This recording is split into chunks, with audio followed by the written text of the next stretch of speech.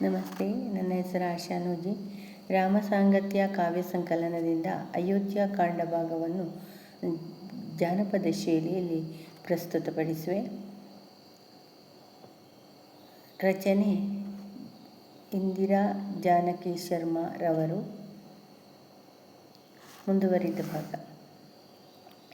ಪ್ರಿಯ ಪುತ್ರ ರಾಮನೇ ಇಂದೊಂದು ದಿನವೇರು, ಬದುಕೋಣ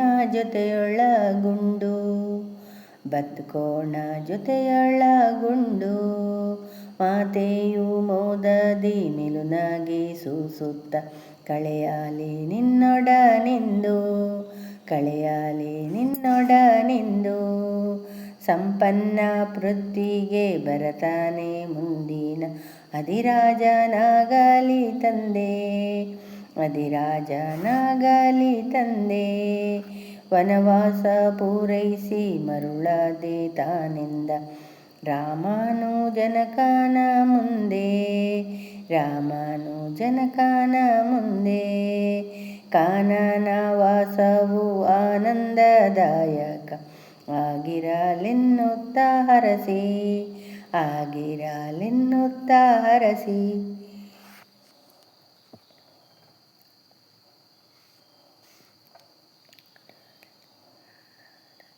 ಸೋದರ ಮಾವನ ಮನೆಯಿಂದ ಬೇಗನೆ ಶತ್ರುಘ್ನ ಭರತಾರ ಕರೆಸಿ ನಾರು ಬಟ್ಟೆಯ ತಂದು ಕೊಟ್ಟಾಳು ಕೈಕೇಯಿ ರಾಮಾದಿಗಳಿಗಾಗಿಯುಡಲು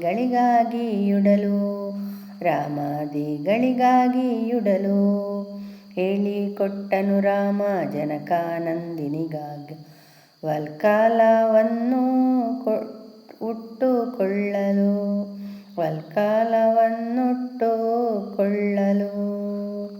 ಶಿರಬಾಗಿ ನಿಂದಿಹೆ ಹರಸು ನೀನೆನ್ನುತ್ತ ಮಾತೆಗೆ ನಮಿಸಿದ ಪುತ್ರ ಮಗನನ್ನು ಹಿಡಿದೆತ್ತಿ ಮುದ್ದಾಡಿ ಹರಸಿದ ಕಂಬನಿ ತುಂಬಿ ಸುಮಿತ್ರ ರಾಮನೇ ಪಿತನೆಂದು ಸೀತೆಯೇ ತಾನೆಂದು ತಿಳಿದು ನೀ ಹೋಗಿ ಬಾ ಕಂದ ಶ್ರೀರಾಮನಿರುವಂತ ವಿಪಿನವೇ ಸಾಕೇತ ಎಚ್ಚರದಿಂದಿರು ಕಂದ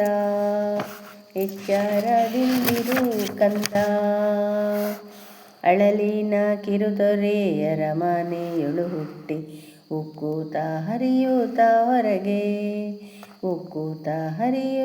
ಹೊರಗೆ ಪುರಜನರೆಲ್ಲರೂ ರೋದಿಸುತ್ತಿರಲಲ್ಲಿ ಬೋರ್ಗರೆಯಿತು